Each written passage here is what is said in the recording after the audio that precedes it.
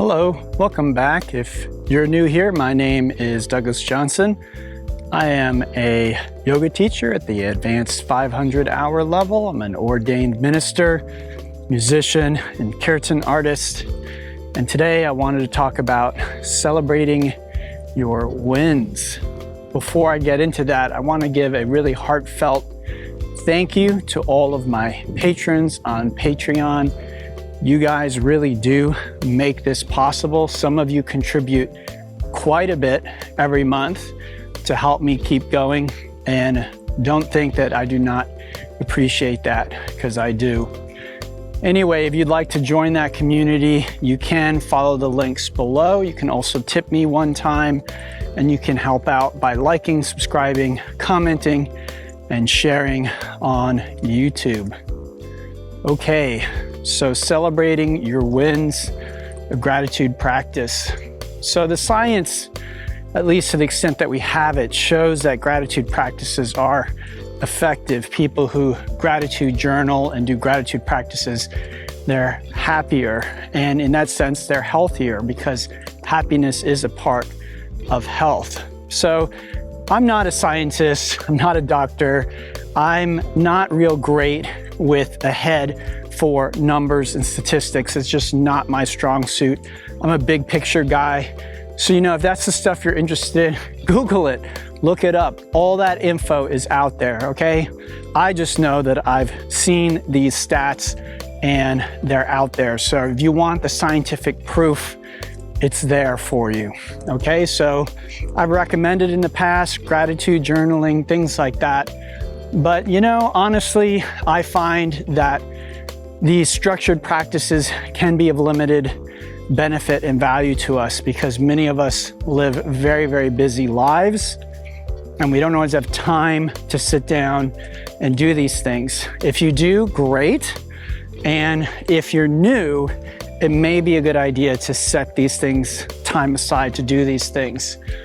But what I find is, after you've been on this path for a while, after you've integrated various practices and teachings, a lot of times it just needs to become a part of your life. It needs to be something that you just do automatically. You don't set aside a time separately. It's just part of you.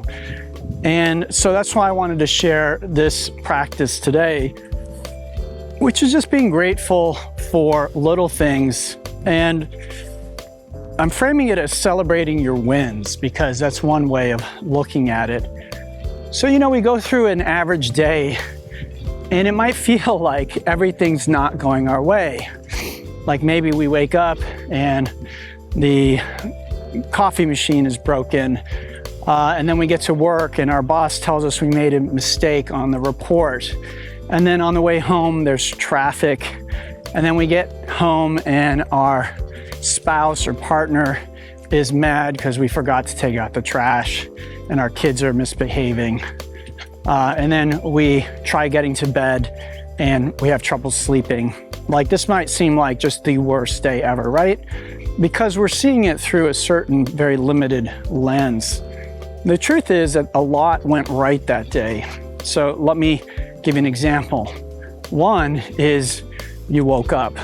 This might seem like a given, but honestly, some people go to bed, they don't wake up. We don't know what happens. Maybe they wake up in a better place, who knows? But they don't wake up here anymore, okay? So getting up, being able to get out of bed. Again, you might say, well, this is stupid. Like, of course I can get out of bed. There are, I don't know how many people, thousands, maybe even millions of people on this planet today who would probably give a substantial amount of money or something else if they could just get up out of bed. Again, it's so easy for our mind to take things for granted. And as I said before, taking things for granted is the opposite of gratitude. And I'll tell you what, your ego is an expert at it. It's really, really good at just taking something that is a gift, that is not a given, and taking it for granted. Okay, so this practice is helping us to do the opposite of that. It's helping us to see the good where we may not see it. So getting out of bed, this is a second win, right? I woke up, and then I could get out of bed. I mean, I can even go more subtle than that. What about being able to breathe?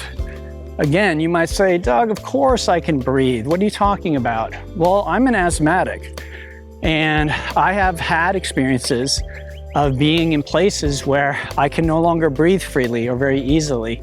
Sometimes to the point where I can't sleep, I can barely do anything because my breathing is so labored.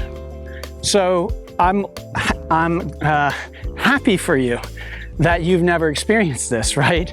Or maybe you have. So if you have, you know what I'm talking about. But thinking that breath, being able to breathe, is somehow a given, that that's your right, that that's not something that can be taken away from you, you're wrong, because there are human beings who've had the experience of having their breath taken away from them, okay? So another win, awesome. Let's say you wake up and your house isn't flooded. It's not on fire. You have a house or apartment. You know, maybe you're renting, or maybe you're in someone else's house, but there's a roof over your head. Another win, okay? You go into the bathroom, you turn on the faucet, the water runs. Another win. The water is clean and drinkable. Another win. Maybe you open the fridge, there's food in there. Another win. You are able to walk. You're healthy enough to walk. Another win. You walk down to your car. It starts. Well, first of all, you have a car. Second of all, the car starts. Another win. You get in the car, you drive. You get to work without an accident. Another win. Okay, you're starting to see where I'm going with this. Now, you know, sometimes people think these things don't work or this is silly. Again, try it, apply it, try it for a period of time, not just 5 minutes, maybe for a series of weeks or months even, and see if your attitude, your perspective on life doesn't begin to shift.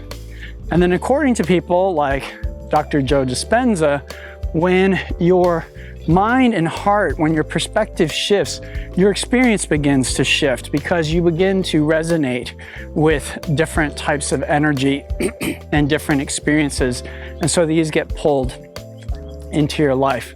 Okay, knowing whether or not that's true, honestly, is beyond my pay grade.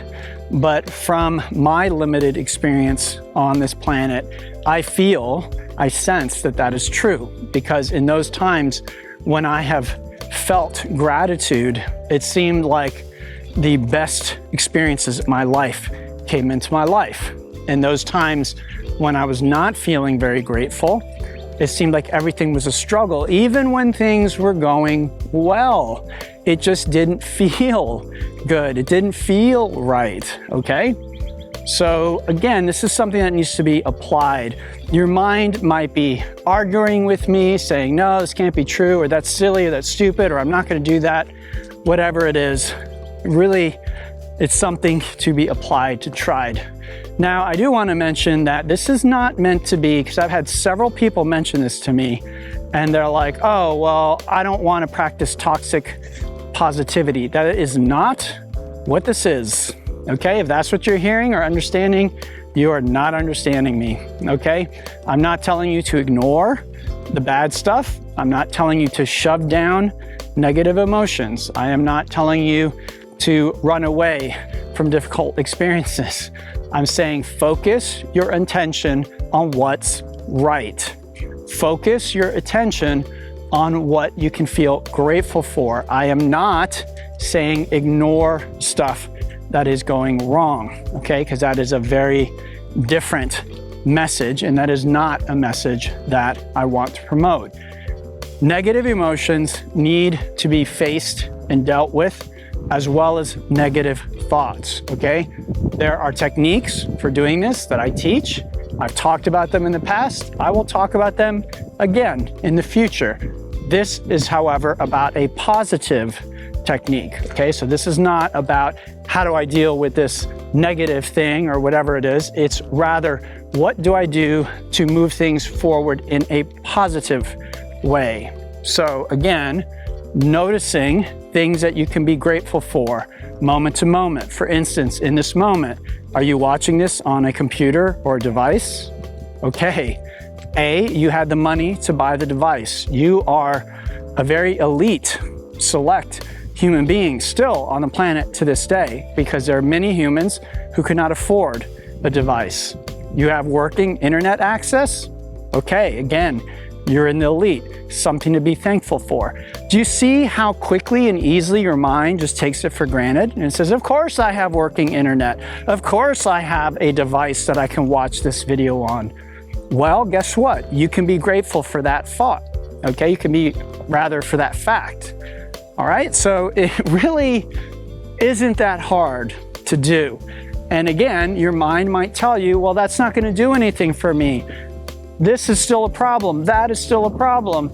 This is still going on. Okay, yes, all right? It's not gonna solve all of your problems, but the studies show you will be happier for doing the gratitude practice. As a result, what you will likely find, again, according to Joe Dispenza and other people who are interested in manifestation, and again, even my own experience, this will likely change your experience. I know that that might not make sense from a strictly scientific perspective, although Dr. Joe has a rather scientific way of explaining things, but again, you may not buy into even his explanation, all right? That's, again, above my pay grade. I don't get paid the way Dr. Joe does, so I'll leave that up to him.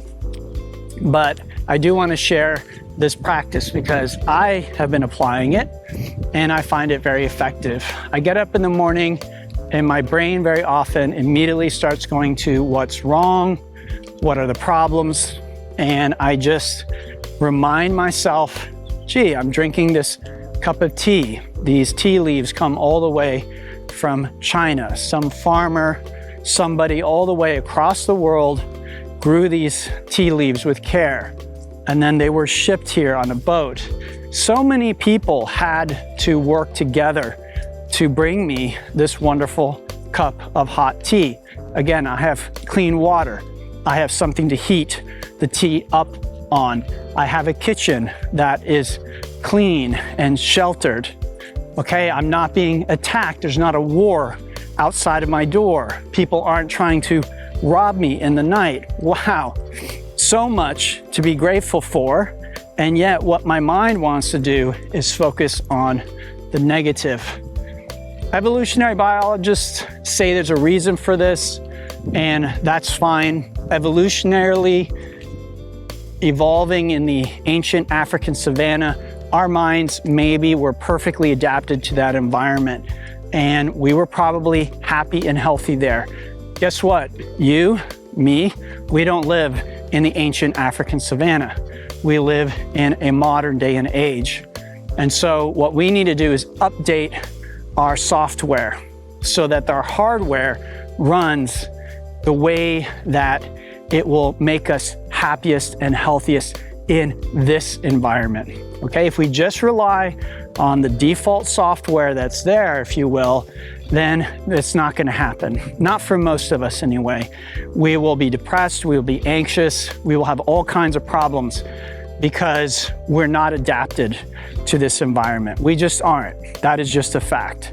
So we need to find ways to update, and that's what I believe the great wisdom traditions began to do thousands of years ago. These changes had already happened. The Buddha, Christ, other teachers, they lived in cultures where things were different than they were for our hunter-gatherer ancestors, and these problems had already begun to show up for people. And so they began to address them and teach ways of updating our software.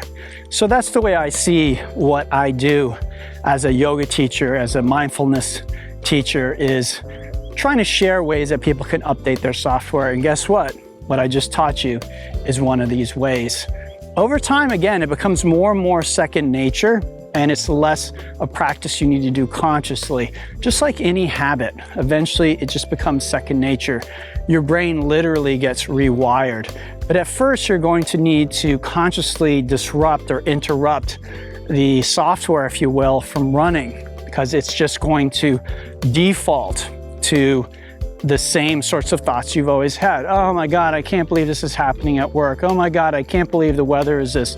Oh my God, I can't believe this is happening in politics. Oh my God, I can't believe this or that. Okay, this is sort of our default software, at least for most of us. We've all probably met someone who they just have a cheery disposition, but most of us, we don't, not for an extended period of time.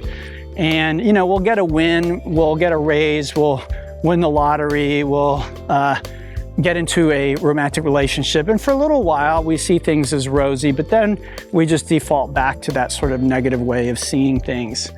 So for most people, I find, even people who've gone through awakening experiences, when you go through an awakening experience, you might experience a period of bliss. I call it the honeymoon period. So you might experience a period where your ego sort of shuts off and you see how wonderful everything is without any practice. You just sort of see the truth of it.